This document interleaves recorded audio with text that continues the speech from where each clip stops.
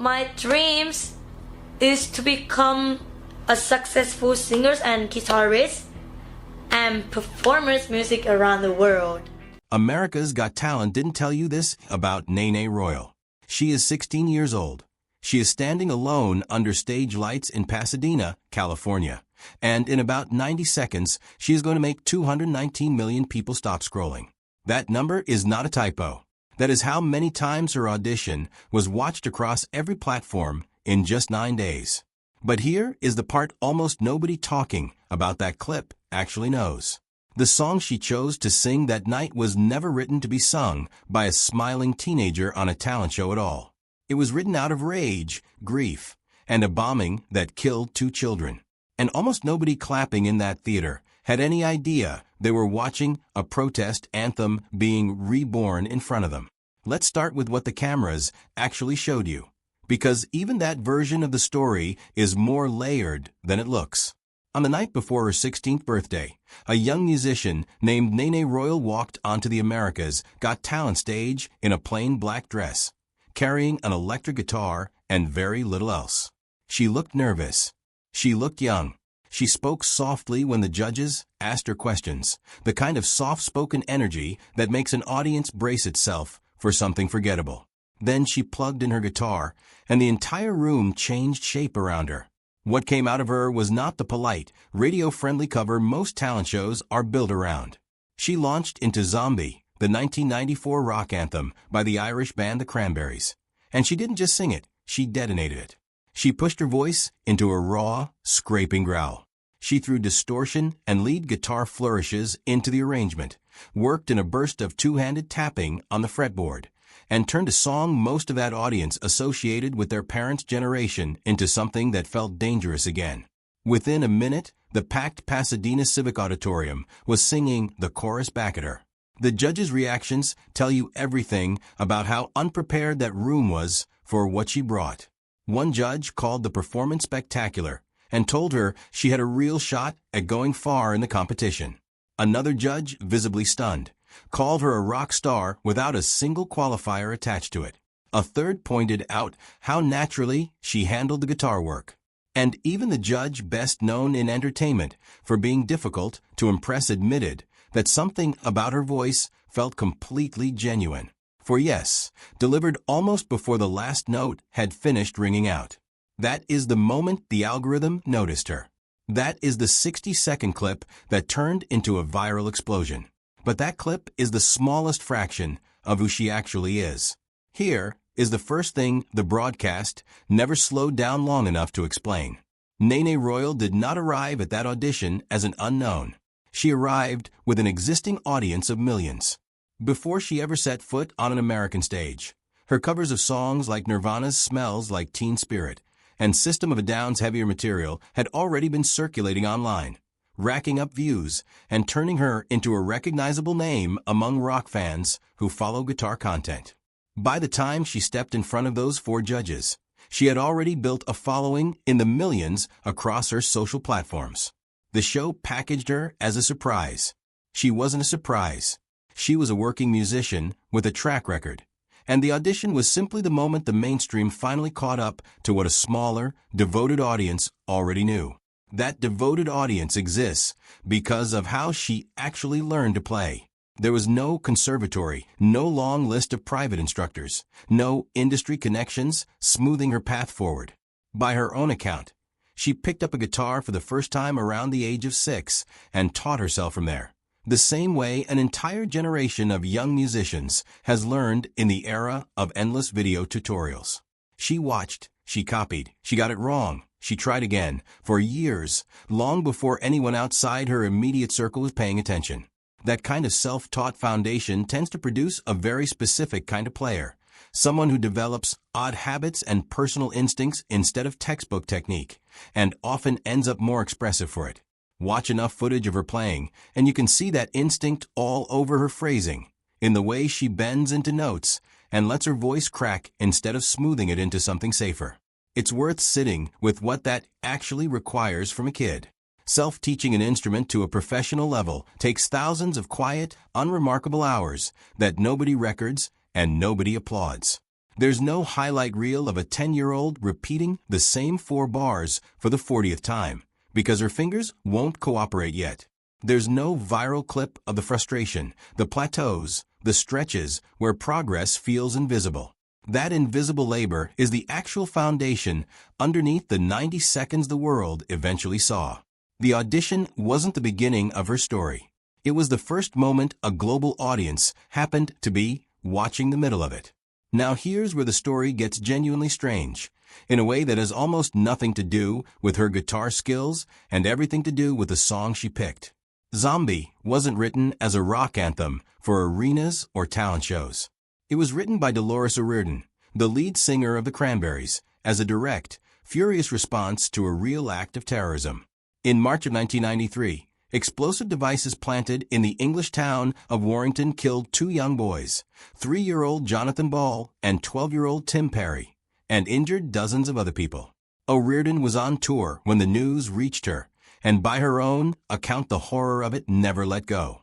She channeled that fury into a song that rejected violence outright, one that pushed back hard against the assumption that her Irish identity meant she supported the paramilitary violence carried out in the name of a cause she never claimed.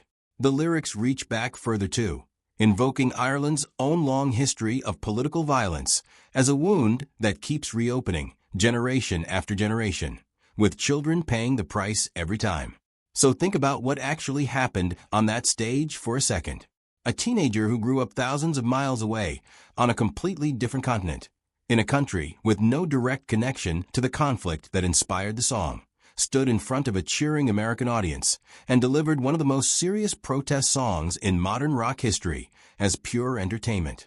Most of the people in that room were almost certainly reacting to the energy of the performance, the vocal power, the guitar work, without any awareness that they were listening to a cry against terrorism written in the aftermath of 2 children's deaths. That doesn't make her performance dishonest or disrespectful. If anything, it says something about how a song built from real grief can travel so far from its origin that it becomes pure catharsis for people who never learned the history behind it and still land with genuine emotional force.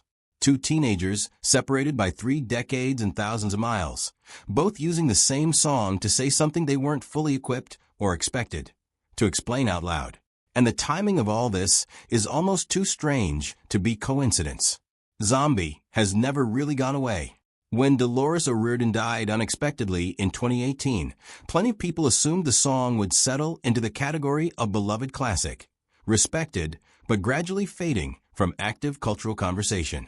Instead, the opposite happened.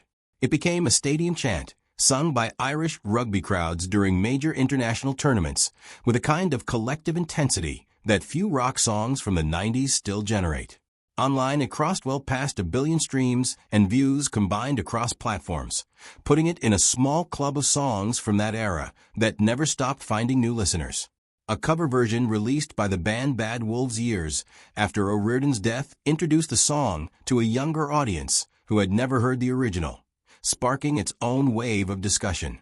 And people directly connected to the tragedy that inspired it, including family members of the children killed in the Warrington bombing, have spoken publicly over the years about how the song transformed something unbearable into a form of remembrance rather than silence, which is about as powerful an endorsement as a piece of music can receive.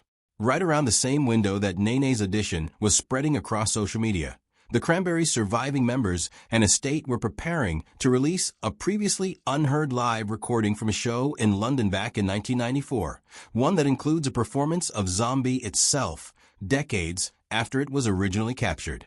2 completely separate things were happening on opposite sides of the world at almost the exact same moment. A decades-old recording of the song's creators finally being unearthed and shared, and a teenage guitarist from Thailand unknowingly reigniting global interest in the same track through a single unforgettable performance. Neither side coordinated it. Neither side could have predicted it. It just happened, the way songs sometimes reach across time and land in 2 places at once. That's the piece of this story worth remembering. The song itself has outlived its creator, jumped continents and generations, and keeps finding new voices to carry it forward. Every artist, who performs, it becomes another link in a chain that stretches back to Dolores O'Riordan's original Grief and Fury. Nene Royal is simply the newest name in that chain, whether or not she set out to be. There is something quietly moving about a piece of music built from one nation's specific heartbreak traveling across an ocean into the hands of a teenager who grew up in a completely different culture and still landing with the same emotional weight it carried 3 decades earlier. That kind of resonance can't be manufactured by a producer or a marketing team. It only happens when a song is built on something genuinely universal. But maybe the most important thing to understand about Nene Royal is that the audition was never supposed to be the whole story, and she doesn't appear to be treating it that way either. Advancing through those 4 yeses only moves her to the next stage of a competition that is still very much undecided. What happens beyond that is genuinely uncertain, and that uncertainty is worth sitting with instead of skipping past. A single incredible cover performance proves that a musician can command a room on a night when everything goes right. It doesn't automatically prove what happens when the material changes, when expectations rise, and when an audience that showed up for a surprise has to find a reason to keep watching once the surprise is gone. That's a much harder thing to prove, and it's still ahead of her. What we do know is that she isn't simply waiting around for a television show to decide her future for her. By her own public statements, she identifies as a songwriter in addition to a performer, and she has already been working on original material, with a debut project described as the next chapter in her artistic development rather than a hypothetical someday plan. That distinction matters. Plenty of talented cover artists never make that leap, staying comfortable in the safety of songs audiences already love. Choosing to put original work into the world means accepting the much higher risk of an audience judging something that isn't already beloved, something with no built-in nostalgia to soften the reaction.